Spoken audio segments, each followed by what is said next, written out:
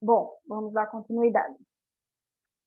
Eh, Outra dificuldade com relação, a essa forma, né, de lidar com essas informações, são, saber lidar com essas novas tecnologias, né. E aqui a gente vai tratar um pouco sobre as novas tecnologias, né. O que é que elas trazem de positivo, o que é que elas trazem de negativo. Essas novas tecnologias trazem uma facilidade no acesso às informações. Então, a internet, né, os aplicativos, eles facilitam o acesso à informação, então é algo bom. Só que ela traz um problema, a desigualdade no acesso. Por quê? Porque nem todo mundo tem o acesso a todas as informações, nem todo mundo tem internet, nem todo mundo tem um aparelho tecnológico, enfim. Então, ao mesmo tempo que essas novas tecnologias trazem novas possibilidades de acesso, elas trazem uma certa desigualdade, né? Porque, infelizmente, nem toda a população brasileira tem acesso a essas informações, a essas tecnologias. Falta de informação sobre as novas tecnologias, isso também é um problema. Por quê? Porque às vezes a tecnologia existe, às vezes a pessoa até tem acesso, mas ela não tem informação sobre como utilizar essa tecnologia para o seu benefício. Quem nunca, né? Por exemplo, tinha no computador um programa há muito tempo e não sabia para que usava. Para que servia, nunca usou. Eu não sabia para que servia, né? E acabou descobrindo do nada. Descobri para que serve esse programa, né? Quem nunca? Então, isso é um problema. Por quê? Porque como é muita informação, muita tecnologia, nem sempre a gente vai ter as informações, todas as informações sobre elas, né? Então, isso é um problema, né? Essa falta de informação sobre essas tecnologias. Outra coisa que pode ser abordada, essa questão do acesso às novas tecnologias, são as antigas formas de aprendizagem. O que é que acontece? Algumas antigas formas de aprendizagem podem simplesmente deixar de serem utilizadas. E às vezes nem significa que aquela forma de aprendizagem é ruim, ela simplesmente deixou de ser utilizada por nada. Como, por exemplo, o livro físico, né? O livro físico é uma antiga forma de aprendizagem, que não deve ser descartada, né? Mas aí vem um problema, que as pessoas tendem a substituir as antigas. Outra coisa que é abordada nas provas são a questão da tecnologia na educação. Vocês já viram, eu acho que nesse questionário, vocês já viram que eles gostam de abordar o uso das tecnologias na escola, na educação, né? O uso das tecnologias para o aprendizado e tal. Em várias questões vocês vão ver que eles gostam de abrir uma reflexão, né? Sobre como essas tecnologias podem ser utilizadas dentro da educação, né? Qual o lado positivo dessas tecnologias na escola, qual o lado negativo delas. Então, a gente vai ver aí questões que abrangem também essas reflexões. Propriedade intelectual nas novas tecnologias é uma problemática que é abordada nos textos referentes a essas questões. Eles fazem a reflexão sobre quem é o detentor de um determinado texto. O que é que acontece? Como os textos, hoje em dia, eles são alguns, né? Eles são produzidos de forma coletiva, aí surge um questionamento, né? Em até que ponto eu sou detentora desse texto? Ou então eu produzo um texto, eu publico na internet e alguém pega o meu texto e assina com o seu nome, não coloca a devida referência a mim. Então, isso é um problema e pode ser abordado também nas questões. Vocês já viram alguma reflexão desse tipo? né? Por exemplo, alguém fez um texto, publicou um texto, depois outra pessoa roubou aquele texto e assinou com seu nome, né? E aí fica aquela disputa de quem é o texto, é meu, é seu, então, de quem é essa propriedade Tinha um intelectual? negócio no TikTok, eu acho, que era do Wattpad, porque o povo escreve no Wattpad, mas não ganha nada com isso. O Wattpad ganha. Uhum. Então, O dono, enfim. aí o aplicativo ganha com a produção das pessoas, né? E Isso porque o povo vai produzir, muita gente vai ler, não vai ganhar nada com isso. é bem assim mesmo. E aí vem essa questão da propriedade intelectual, né? Quem é o dono do texto, né? Quem tem o direito autoral? Tem outro problema que pode ser abordado nas questões, que é o plágio. A gente sabe que existe muito plágio de tudo. Plágio de vídeos, plágio de textos, de qualquer produção intelectual no meio digital. Isso é algo que ocorre demais. Nas universidades, os professores, eles sempre pregam muito isso, de ter muito cuidado com o plágio. Que às vezes a pessoa vai fazer um trabalho, pega uma fala de um artigo na internet e coloca lá, sem colocar referência, como se fosse seu, isso é plágio, né? Então, é um problema que é abordado também em algumas questões. Outra coisa que é abordada nas questões é o uso das tecnologias para preservar a cultura. Então, em algumas questões, eles vão abrir essas reflexões, né? De que forma as tecnologias vão contribuir para preservar a nossa cultura, né? E aí ele faz referência aos acervos digitais, bibliotecas, museus, sistemas de registro de documentos, sistemas de recuperação de documentos. Eu acho que vocês já viram, por exemplo, questões que falavam sobre um museu, um museu de textos, um museu de textos, bibliotecas digitais, né? Então, a gente tem aí sempre algum texto, alguma questão que faz referência a isso. E eles sempre enfatizam que a utilização dessas formas, né, desses acervos digitais, é realmente preservar a nossa cultura, né? Preservar a língua, preservar a cultura de maneira geral. Ele também faz reflexões sobre os impactos das novas tecnologias na sociedade. Então, como é que as tecnologias impactam na nossa vida, né? E ele faz reflexões sobre as novas formas de se comunicar, né? Como é que a gente se comunicava antes, como é que a gente se comunica agora. Ele faz reflexões sobre os pontos positivos e negativos das redes sociais. A gente já viu muitas questões que englobam isso, né? Fazendo uma certa crítica, uma certa reflexão sobre o uso das redes sociais. Eu lembro de uma questão que falava que nas redes sociais ninguém mente, ninguém é feio, alguma coisa assim, né? Então, é nesse sentido aqui, né? Destacar o ponto positivo, o ponto negativo. As questões também falam sobre o impacto do uso excessivo das tecnologias, tanto para adultos como para crianças. A gente já viu questões que trabalham sobre isso, né? Os efeitos negativos do uso excessivo das tecnologias na nossa vida. Ele também faz reflexões sobre como é que a gente se relaciona hoje com as novas tecnologias, as nossas mudanças na forma de se relacionar. Ele reflete também sobre como as redes sociais contribuem para a disseminação da cultura na nossa sociedade, né? Será que as redes sociais são só para a gente interagir mesmo? Será que ela não contribui para disseminar a nossa cultura? Faz reflexões sobre formas de comunicação nas redes sociais, como é que a gente se comunica, né, nas redes sociais. Reflete também sobre a indústria de consumo, né, como é que a indústria de consumo influencia na nossa vida e nos nossos hábitos.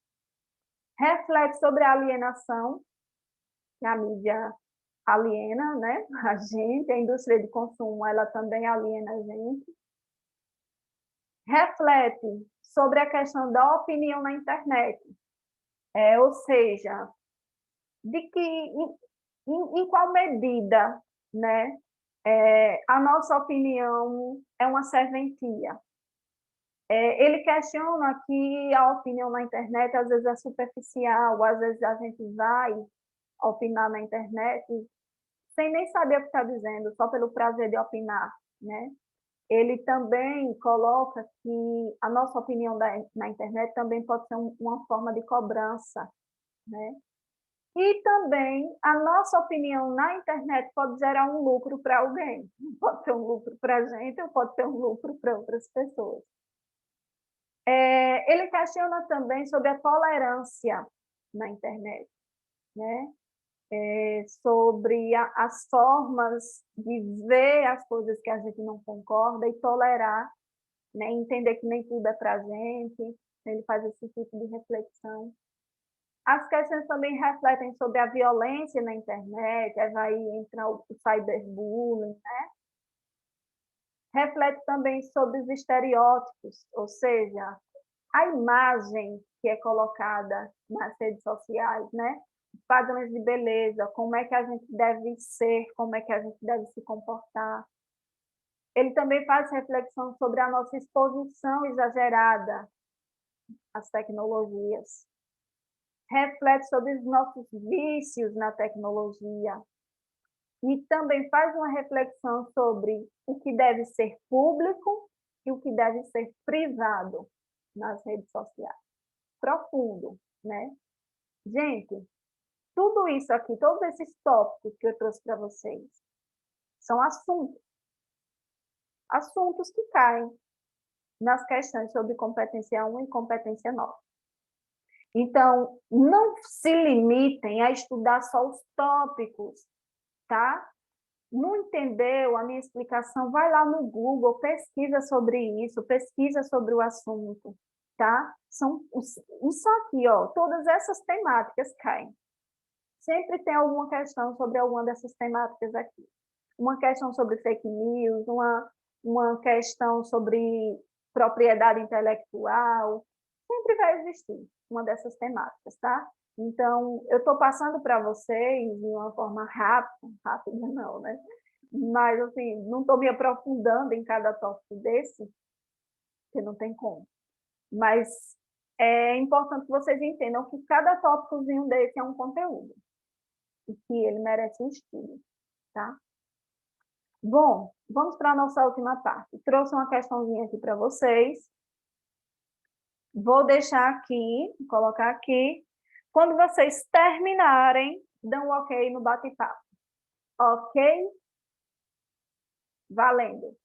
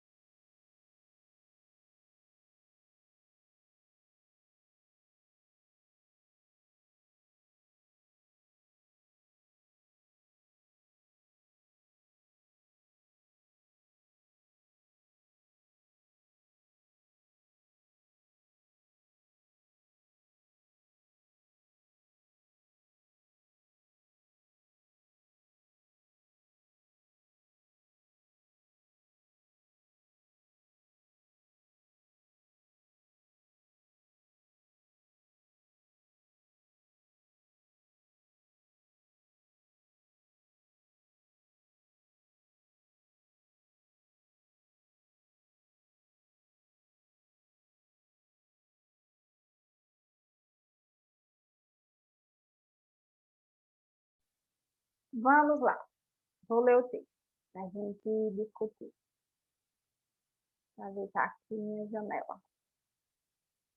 De vez em quando, nas redes sociais, vocês estão me ouvindo? Estão aí? Sim. Tá bom.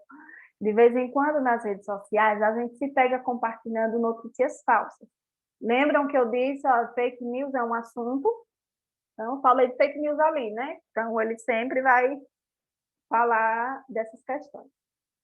A gente se pega compartilhando notícias falsas, fotos modificadas, boatos de todo tipo. O problema é quando a matéria é falsa. E pior ainda, se é uma matéria falsa que não foi criada por motivos humorísticos ou literários. Sim, considero o jornalismo ficcional uma interessante forma de literatura. Mas para a arbitrariedade ou falcatrua, joga-se nas redes sociais e aguarda-se o resultado. Nesse caso, a multiplicação da notícia falsa está sempre sujeita a ser denunciada juridicamente como injúria, calúnia ou difamação, se dá em várias direções. Antes de curtir, comentar ou compartilhar, procuro checar as fontes e aos links originais. O texto expõe a preocupação de uma leitora de notícias online de que o compartilhamento de conteúdos falsos pode ter como consequência A. Então, o compartilhamento de conteúdos falsos na internet, segundo a autora do texto, tem como qual consequência? Letra A. Displicência natural das pessoas que navegam pela internet. Então, a consequência da notícia falsa vai ser essa displicência das pessoas na internet. As pessoas não vão perceber. E, assim, elas agem naturalmente. Alguém marcou A? Eu marquei. Vamos Porque eu achei analisar. que tivesse alguma coisa a ver com disciplina. Não, Eu não consegui nem ler a palavra direito. a palavra displicência é no sentido de que a pessoa foi desatenta, né? Então, a consequência, ele está dizendo, E a o que é o consequência contrário disso aí? de displicência é atenção. Sim. Atenção. Então, se a pessoa é displicente, é a pessoa desatenta. Então, ele está dizendo que as notícias falsas trazem como consequência essa displicência natural. Então, a pessoa é desatenta de forma natural, assim. Vamos ver a B. Desconstrução das relações entre jornalismo e literatura. É disso que o texto está tratando? Sobre essas relações de jornalismo e literatura? Alguém marcou B? Eu não. Essa aí, gente, não é distrator, não, tá? Letra C.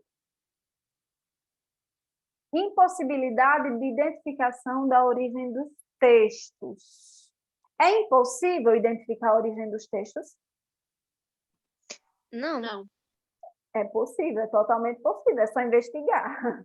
Só investigar. Às vezes a gente, nós, sociedade, não conseguimos, mas até a polícia consegue, né? Letra D. Uma das consequências é a disseminação de ações criminosas na internet. Alguém marcou essa? Eu. Quem mais?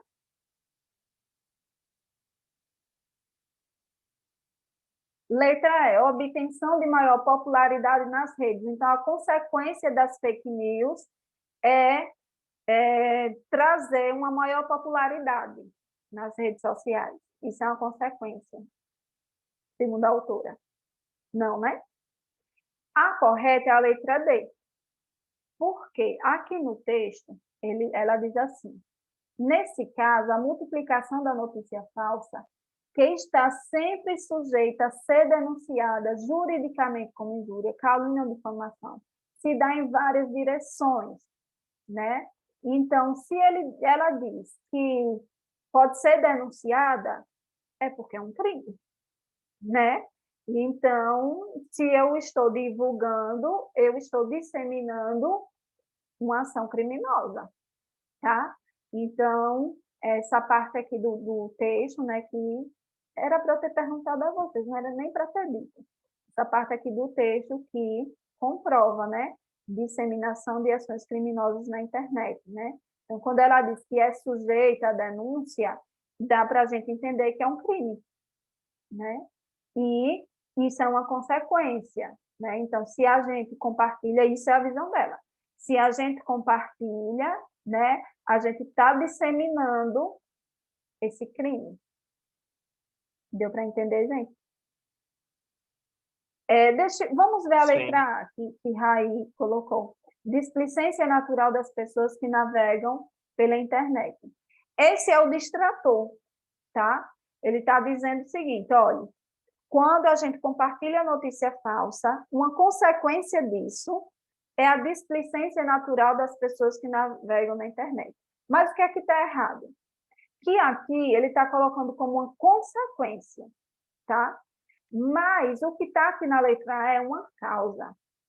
Então, o que causa o compartilhamento é que a gente é displicente, a gente é desatento, a gente não verifica se é verdade. Então, é o que causa o compartilhamento e não a consequência do compartilhamento. É isso que está errado. Lembrem-se sempre, tem que ver se está respondendo ao que foi pedido. Ele colocou como consequência. Então, a gente tem que buscar o que é a consequência. Tá? Vamos para a próxima. Marcaram o gabarito? Aonde, né? Não estão com material. Vamos para a segunda questão. Deixa eu ver se está toda aqui. Tá. Valendo.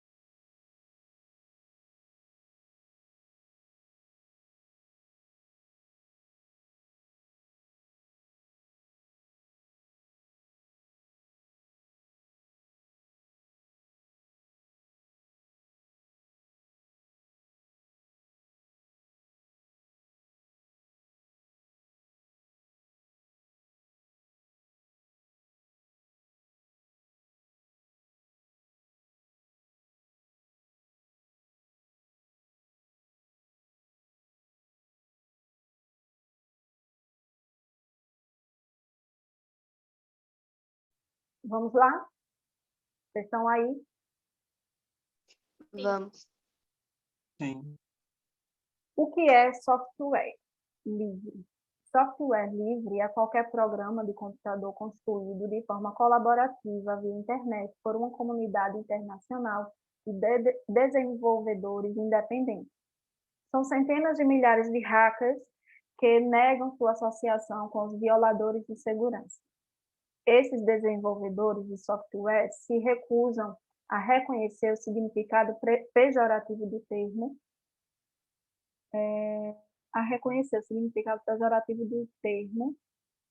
e esses programas continuam usando a palavra hacker para indicar alguém que ama programar, o que gosta de ser hábil e engenhoso.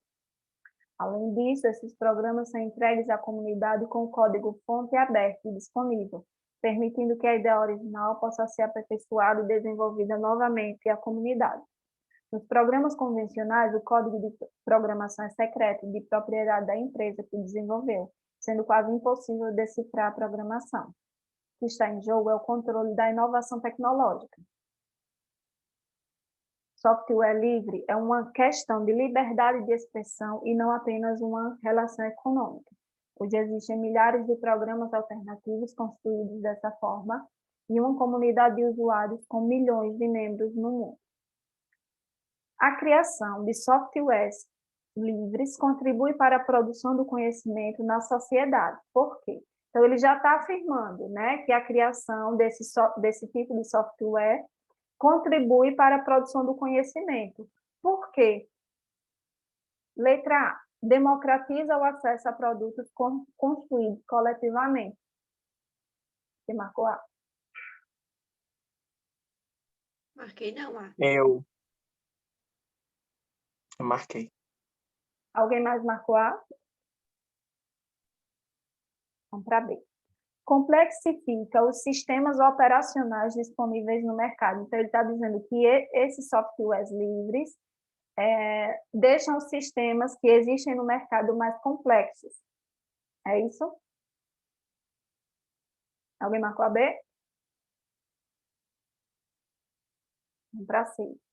Qualifica o maior número de pessoas para o uso de tecnologias. Então, o que é que ele está dizendo?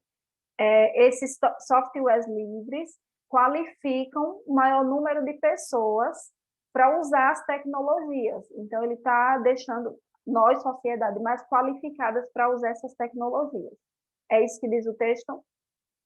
Alguém marcou D? Ou C, perdão. Alguém marcou C? Letra D. Possibilita a coleta de dados confidenciais para seus desenvolvedores. Alguém marcou D? Vocês estão aí? Sim. Estão me ouvindo? Eu estou com a impressão. Ah, tá. Letra E. Insere profissionalmente os hackers na área de inovação tecnológica. Essa foi ótima. Então, ele está colocando, dizendo que os hackers agora, eles são profissionais. Gente, a certa é a letra A. Por quê? Aqui no texto, ele diz o seguinte. Aqui. Software livre é uma questão de liberdade de expressão e não apenas uma relação econômica. Hoje existem milhares de programas alternativos construídos dessa forma em uma comunidade de usuários com milhões de membros no mundo. O que é que ele está dizendo? Lá no decorrer do texto, ele disse o seguinte: o software normal, o software é um programa, tá? O software normal, que pertence a uma empresa, ele tem um código e só a empresa tem acesso a esse código. Então, só tem acesso àquele programa quem compra. Quando esses gênios da internet criam o software livre, ou seja, o programa gratuito, é um programa gratuito, quando ele cria, ele faz com que várias pessoas tenham acesso a esses programas, né? E quando ele faz isso, as pessoas têm mais acesso a esses produtos, a esses programas, né? Porque não precisa comprar, está ali disponível, né? Então, o que acontece? Essa criação democratiza o acesso a produtos construídos coletivamente. E essa questão de construir coletivamente, o texto diz isso, né? Ele diz que são várias pessoas, vários hackers, que um vai ajudando o outro para criar esses softwares. Então, é uma construção coletiva e democratiza o acesso, ou seja, mais pessoas vão ter acesso a esses programas, porque ele é livre, o código é liberado, né, para as pessoas. Não é como os dos programas das empresas, que o código é em segredo ali. Deu para entender, gente? Sim. Vocês acham que essa questão aqui, ela aborda a competência 1 a 9 ou apenas, ou as duas? Essa questão. Ela está questionando sobre como utilizar as tecnologias. As duas, né? Não? As duas, isso. Porque ela vai exigir de você que entenda o que é um software, que entenda como funciona um software, né? Exige esse conhecimento seu. E, ao mesmo tempo, faz uma reflexão sobre o impacto dessa nova tecnologia na nossa sociedade, que é a democratização. Então, falou de impacto da tecnologia, competência 9. Falou em entender, né? Entender aquela tecnologia, aplicar essa tecnologia na vida, aí a competência 1. E, nesse caso, ele aborda os dois. Tem uma pergunta aqui no bate-papo.